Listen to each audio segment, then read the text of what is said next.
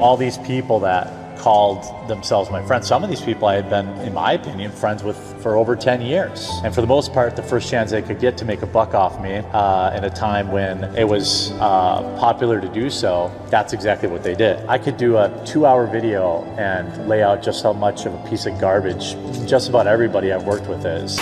Okay, I'll bite. He's talking about me in a very passive-aggressive, womanly fashion. So the quartering drama continues. Now, I've only made one video about this whole thing. I've largely stayed out. I've kind of lost interest. I couldn't really give a fuck. The guy fucked up and he's getting his licks. Surprise, fucking prize. Now, if you've got no idea what I'm talking about, you should watch this video. I think I did a pretty good job breaking down like the initial drama. Now, since then, the only major thing that's happened from my point of view is he sneakily deleted a podcast I did with him and Count Dankula. He did it to try and kind of reduce the heat he was getting, I suppose. But 7 or 8 years of this podcast, right, just down the drain, just deleted. But he tried to blame me for it for some reason. Like he was saying, oh, thanks, Bearing, good friend. We've obviously been false flagged and this is your fault. Good friend, Bearing. Like a pussy. And that's going to be the theme of this video. The quartering is kind of a massive pussy. He's a passive-aggressive, massive pussy. Now, I'm not going to relitigate the whole thing in this video. Like I said, watch my previous video to get caught up on the whole situation. But Jeremy recently had some words to say about me. So I think a response is appropriate. Let's have a look. Let's go!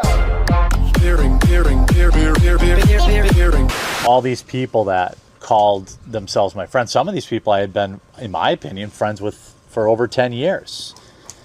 Talked to, knew their families, you know, celebrated the birth of their kids. Now, he's talking about me here. There's no doubt about it. Friends for 10 years, knew their family. He knows my wife. He's spoken to my wife. Celebrated the birth of their kid. That's me. And later he goes on to say, oh, just to make a single video, you know, to profit off my downfall. That's fucking me. That's me. He's just too much of a pussy to say it's me. But let's talk about the celebrating of the birth of their kids thing for a sec, Jeremy. Remember this clip? Look, I've been open, like I'm 42. Like I'm not necessarily out of time, but like, it's something you think about when you get older. And having kids is fucking great, though. It's fucking great. Well, give me one of yours. Thanks for rubbing it in your face. I thought we were friends. You have two. You only need one. My oldest one's autistic, but she's like Rain Man autistic. It's fucking great. I love it. You're going to be rich one day. She's going to invent like an app or something. Like that's the thing is that she's like smart as fuck autistic, and she did something scary the other day. She talks and sings and speaks all the fucking time, like constantly. Yeah. But she doesn't verbally communicate. She'll take your hand and lead you somewhere and everything, right? Yeah. However, we've recently figured out that she understands every single fucking thing that we're saying and knows what we're saying. And it's terrifying. Like we've even had like staff at the speech and language clinic going, she knows what we're talking about. Yeah, and everything. Yeah, she's your smart. daughter was asking about what double penetration was. We don't know where he got that. I mean, you can hear those chicks audibly gasp. Wait, what? Where he got that?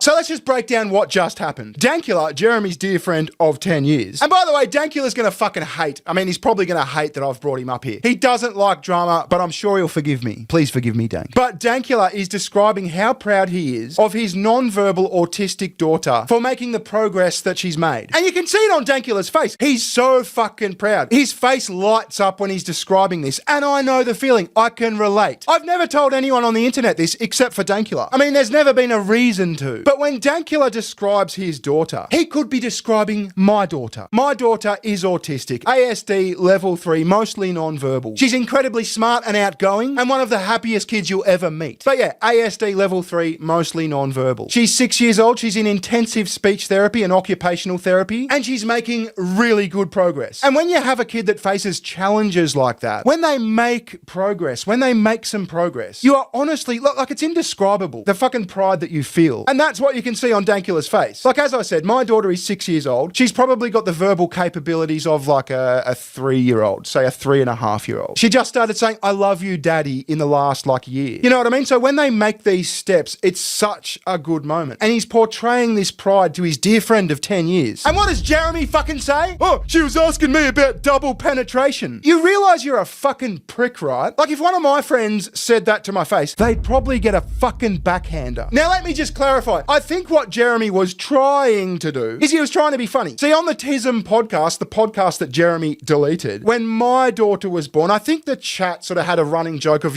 let's start the 18-year countdown. It was a fucking skeezy internet joke. And it was something you'd expect from a fucking live chat, you know what I mean? And so that sort of became a joke. When Dankula's kids were born, the joke came up again. And so Jeremy was trying to sort of do that. But there's a big fucking difference between randos on the internet saying, 18-year-old fucking countdown, and your dear friend of 10 years saying, she was telling me about double penetration after he was telling you about how proud he was of the progress she'd made. Now, Dank kind of laughed this whole thing off because he was being a polite guest. He didn't want to make waves. I kind of understand that. But like I said, Jeremy, if you were my friend and you were in front of me and you said something like that, back of my fucking hand. I mean, this incident was even written about by Luther Morgan in his book, the Lolcow book. There's a whole fucking page on it. By the way, check out Amazon. I think it's on Amazon. It's a good read. But this has been published, Jeremy. My point is, you don't know our families. You're not close with us like that. Or me and my family at the very least. You're a fucking prick. Let's continue. And for the most part, the first chance they could get to make a buck off me in a time when it was popular to do so, that's exactly what they did. And, hey, Baba, Hucky, don't knock that over. But, Ruby. But, I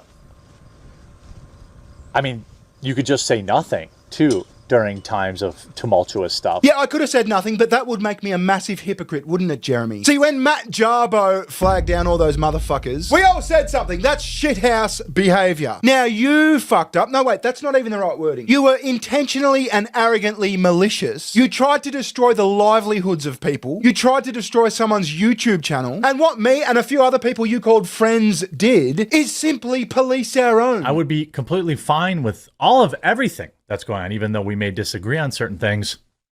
If they would police their own, there are lots of problems in each community, and nobody ever really wants to seem to police their own. They have shown that they won't police their own. So rather than police their own, they don't police their own, meaning they don't get bad faith actors out of their groups. I wish they would police their own a little bit more. What has to happen is they have to police their own. And if I wanted to make a buck off you, Jeremy, I would have made a lot more than one video, or two now. I could have made a lot of money off you. Look at people like Luther Morgan. Look at people like Don Flurgandy. Those guys have started what could be very lucrative YouTube careers off your downfall. And fucking power to them. You did the same thing with Brie Larson, for fuck's sake. But I don't know if it's this like pulling up the ladder sort of thing. But like I said, you've become arrogant and a prick. I was thinking about it just after all this happened, right? And I think your fucking problem is that you've developed what I call media company syndrome. See, you had a YouTube channel and you got very successful. You got like 1 million subscribers. You got 2 million subscribers. You got a fuckload of views. And all of that happened because you were relatable. See, a lot of people post quartering drama ask me, what did anyone ever fucking see in Jeremy? And the answer is, you were relatable. You were just a fat guy from fucking Wisconsin. You played with cards, you bitched about movies, that sort of thing. You're just some guy in his spare bedroom talking shit. Just like the rest of us, just like the Keno Casino, just like Yellow Flash, just like Camelot, and you're still just a prick in his spare bedroom talking shit into a microphone. But you've kind of developed this belief that you're like a media company now. You've got all this stuff. You're a big important motherfucker. Now, there's nothing wrong with having staff. There's nothing wrong with having editors and that sort of shit. But you became so big and so arrogant and so media company brained that you thought your shit didn't stink. And it very much does fucking stink. That's why you thought you could silence people who were being mean to you on the internet. But if people wanted to watch a media company like Fox News, then they'd watch Fox News. People tune into YouTube, for the most part, to watch a motherfucker with a microphone talking shit in his spare bedroom. And as a fellow motherfucker with a microphone talking shit in his spare bedroom, I am going to call you out and tell you the truth. They're not your friend if they're not willing to call out bad behavior. That's what real friends do. Real friends don't expect their other friends to be in lockstep with them. Real friends interrupt you when you're making a mistake. Join a community of people that wants you there and will tell you the truth as they see it. Not act like a spoiled brat. Let's continue. Now, I'm not talking about my viewers, but I'm talking about other content creators who are all snakes.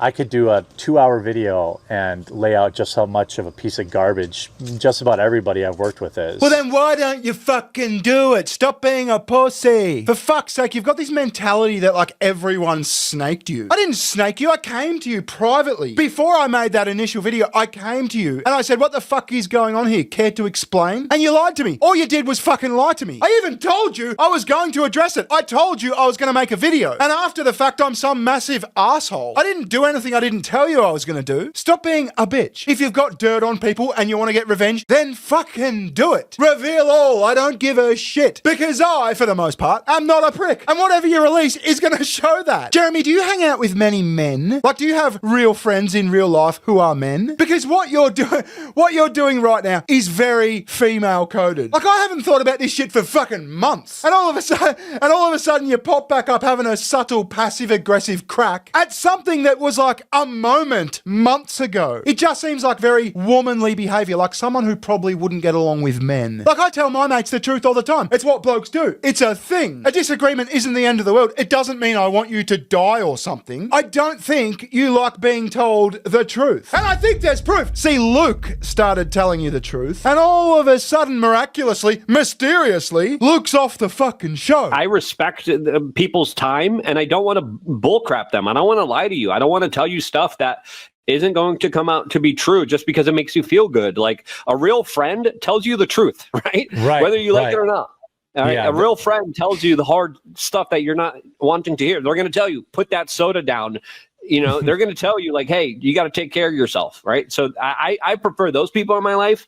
If you just want a show just to like be entertained and like, be lied to and told sweet little nothings, I mean, you're also a person that probably believes that strippers really like you too. Yeah, so I reckon that moment right there is why Luke's gone. I mean, he's gone because of money troubles, but he had to pick one. And Luke was his least favorite because he told him the truth. And he's not a fucking yes man like Melanie Mack.